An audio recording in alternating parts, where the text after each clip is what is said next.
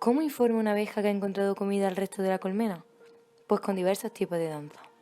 Si la comida está a menos de 50 metros, la abeja describe círculos, pero si la comida está a más de 100 metros, la danza describe una figura parecida a la del número 8. El primer componente de la danza es la orientación del segmento rectilíneo con respecto a la posición del sol, que indica la dirección en la que se encuentra el alimento. En segundo lugar, el tiempo empleado en recorrer el segmento recto. A mayor velocidad, mayor distancia. Por último, la frecuencia del coleteo informa de la cantidad de alimento hallado. Por lo tanto, el mensaje que transmite la abeja contiene unidades discretas y cada unidad tiene un significado propio. A pesar de tener unidades discretas, no podemos decir que los mensajes de la abeja sean composicionales, pues su significado no deriva de las relaciones estructurales. Otra característica que no está presente respecto a las mencionadas por Hockett es la arbitrariedad, porque sus signos son icónicos y deísticos, y tampoco tienen libertad de uso ni carácter abierto.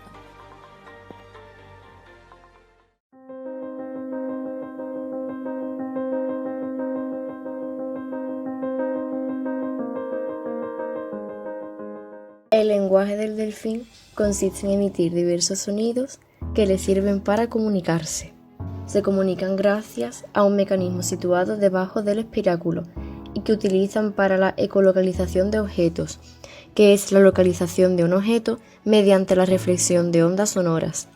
También utilizan el melón, abombamiento de la frente situado encima de la mandíbula superior, que funciona como pantalla acústica, y la mandíbula inferior, que ayuda a la transmisión del eco reflejado por los objetos.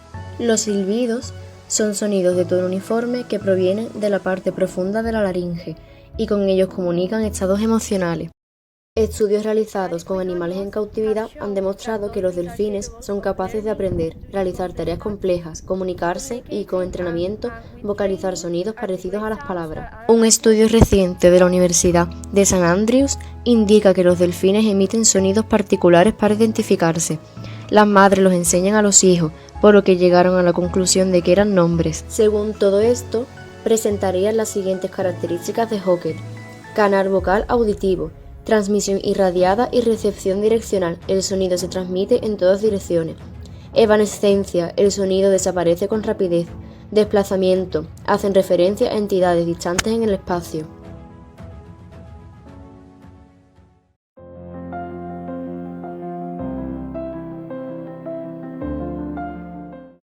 La comunicación vocal de las aves tiene lugar mediante dos tipos de conductas, que son las llamadas y los cantos.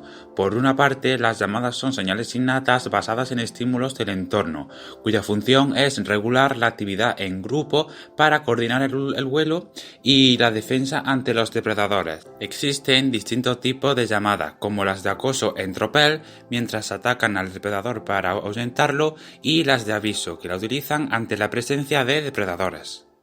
Las aves, al igual que los humanos, compartimos unas estructuras muy complejas. Ya que, por ejemplo, las aves, el canto vocal de las aves consta de sílabas, de motivos y de frases. Y el lenguaje humano consta de sintagmas y oraciones. Las aves disponen de un órgano vocal llamado seringe, similar a la laringe humana en cuanto a la función, puesto que permite la producción de sonido. Sin embargo, esta es diferente tanto anatómica como fisiológicamente. Y una diferencia esencial es que el canto de las aves no es un sistema de comunicación, carece por tanto de significado referencial, es decir, semanticidad, predicación y composicionalidad. Por tanto, se puede decir que desempeña una función imperativa, es decir, influir sobre la conducta de sus congéneres.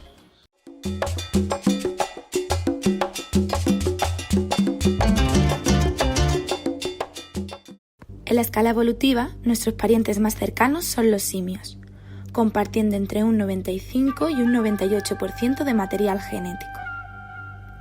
Sin embargo, una de las grandes diferencias que nos separan es la posesión del lenguaje. No obstante, conservamos restos de nuestros amigos los chimpancés y los bonobos. Compartimos con los chimpancés cosas tan características de los humanos como los gestos, las miradas, las posturas corporales. Sin embargo, la comunicación en estos tan solo se lleva a cabo por necesidad. Una vez conocido esto, es cuando se empieza a investigar y experimentar el aprendizaje de sistemas humanos de comunicación en simios. Y es aquí cuando encontramos al bonobo Kanzi, bonobo macho, liderando todos los experimentos, nacido el 28 de octubre de 1980, criado en cautividad de la Universidad de Emory y con una gran habilidad en lexigramas avanzados. Pero, ¿qué es un lexigrama?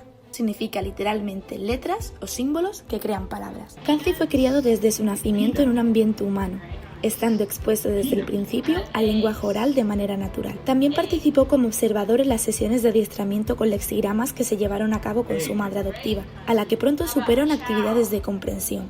Kanzi fue capaz de comprender enunciados orales complejos, emplear el lenguaje para compartir información, no solo para pedir cosas. También fue capaz de crear palabras nuevas con lexigramas a partir de los ya sabidos, y también consiguió reconocer palabras humanas y elegir sus respectivas fotos.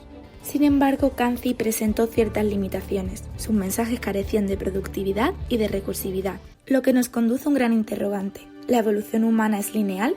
¿Somos una versión mejorada de los simios? ¿O hay un salto drástico en la evolución que nos hace tener aptitudes exclusivas? Aún no hay respuesta para esto, pero quién sabe, puede que el próximo en descubrirlo seas tú.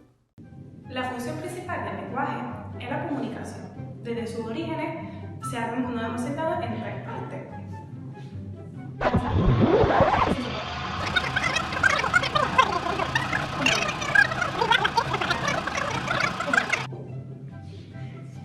El lenguaje es una propiedad exclusiva humana, pero también existe otra forma de comunicación, como los gestos y las miradas, que se comparten tanto en humanos como en animales.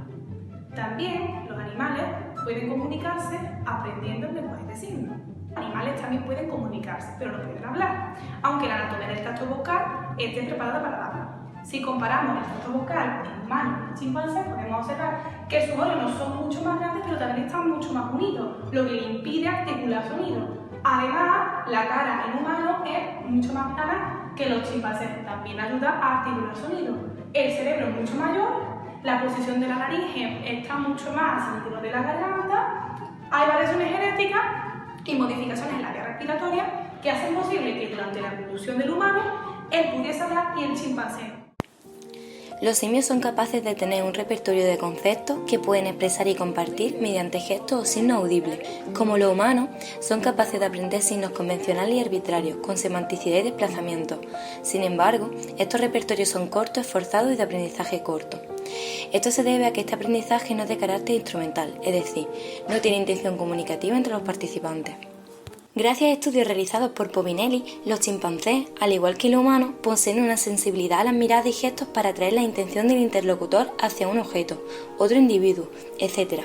Por lo tanto, no son capaces de entender el valor referencial de la mirada, ni interfieren en estados de conocimiento.